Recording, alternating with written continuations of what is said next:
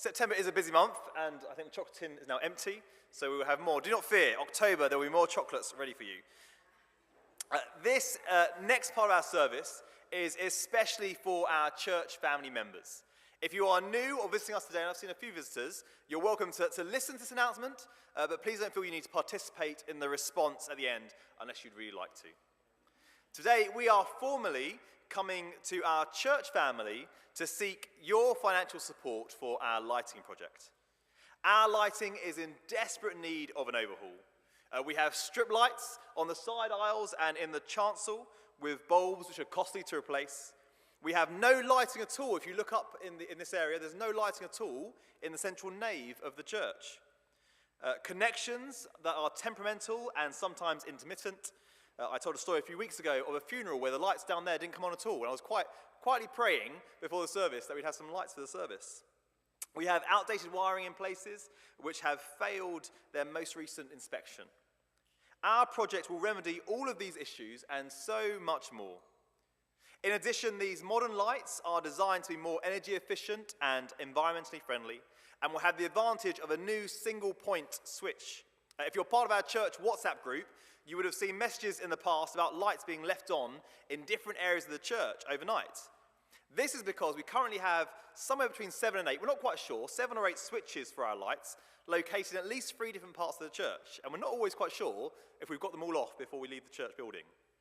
Our new control panel will be in one fixed place and will have a number of preset options that enable us to easily set our lights appropriately for different events in church, whether it be a morning service, our slightly lower light setting on our third Sunday, or something like a carols by candlelight service. Whilst these works are taking place, we're also going to benefit from having new plug sockets located around the central area of the church, in the aisles and the pillars, and that will allow greater flexibility and to reduce our safety hazards with trailing cables and extension leads being run across the church floor. For me personally, one of the great benefits of this new project is that these stained glass windows behind me in the chancel will be illuminated from the inside, shedding light out onto Church Road. And we plan to have a setting whereby those lights stay on from dusk until about midnight or so to illuminate our church onto the road out behind us. It's making us more of a visible presence into the community and a light in the darkness. Now, if you're part of our church mailing list, last night you would have got a brief info pack which included things like architectural drawings, images, and a full cost breakdown. We have 12 copies of that available at the back of church. If you'd like a physical copy, you're very welcome to pick one up at the end. And if we run out, let me know, and we'll print some more. Now, being honest about it, this is not a cheap project, but we prayerfully believe it is one that we can move forwards with, having the support of our church family behind it. The costs have gone up considerably, about £10,000, including VAT, in the last year alone. And that's due to factors beyond our control, including the war in Ukraine, the cost of living crisis, cost of fuel, Brexit, and the cost of bulbs. Our PCC, earlier in the year, have agreed this budget, and we believe this is a wise use of our finances and a much-needed piece of work. We are grateful and blessed to already be in receipt of a £20,000 grant, which has covered 1/3 of the total cost, leaving the St Luke's Church family to raise the remaining £41,000 towards this work. Now, in a moment, we're going to give our church family the opportunity to show your support for this important project. When you came into church, you were given a gift envelope like this, and if you haven't got one, do raise your hand, and they'll be circulated to you as I continue to speak.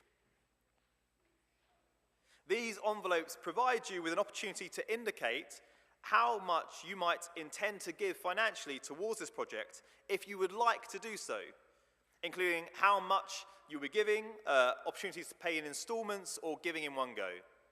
Now, some of you might be wondering why we need this kind of information, and that's a good question to ask. The truth is that knowing how much has been pledged to us will be really helpful, as it enables us to get a better picture of how much of this project has been covered financially and how much more we need to raise in the coming weeks and months. If you would rather not include this information for whatever reason, please still indicate your support on the envelope by ticking your support to pray on the end of it, and perhaps emailing our treasurer directly, Simon Smith, treasurer at stluke's.Reigate.org.uk, to let him know. Do know your pledges are completely confidential. Only the treasurer, who is currently Simon, will have visibility of who has pledged what. I and our church leadership and PCC will not be aware of any individuals giving towards this project, but only the total sums given in general. Now, it may be that you're sitting here and you feel you can't financially support this project at this time.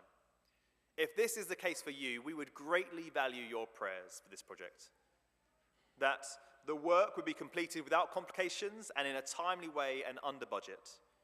Please pray that this would not be a vanity project for St. Luke's, but something our God will use to bring him glory as we use our buildings to do his work in our community and beyond.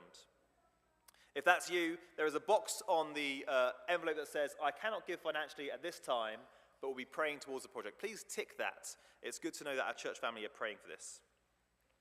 During the next song, I'd like you to take a moment to offer a brief prayer to our Lord, giving thanks to him for all that he has given to you, and seek guidance on what kind of response you should make towards this project. Once you've said a prayer, please complete the information on the front of these envelopes, and then I invite you to come forwards during the next song and to place your envelopes in the collection plate in front of me here. You may also like to offer a prayer as you place your envelopes in the plate, again thanking God for his goodness to you, but also his blessing on this project. If you have children or young people with you in the service, once you've placed your envelope in the plate, we invite you to then take your children to their groups located around the church, and one of the welcome team will be at the back to help direct you if you're not sure where to go. Now, would you please stand and join in a liturgical response as we prepare our hearts to give to the Lord and his work. On the screen are some words taken from the Bible, from a speech made by King David, and the response of his people, the people of Israel, as they pledged their financial resources to the building of God's temple in Jerusalem. I'll say the top part of the words, and then please join me in the response at the bottom. Yours, Lord, is the greatness, the power, the glory, the splendor, and the majesty. For everything in heaven and on earth is yours. We say together, all things come from you, Lord, and of your own do we give you. Please pray and make your response during our next song.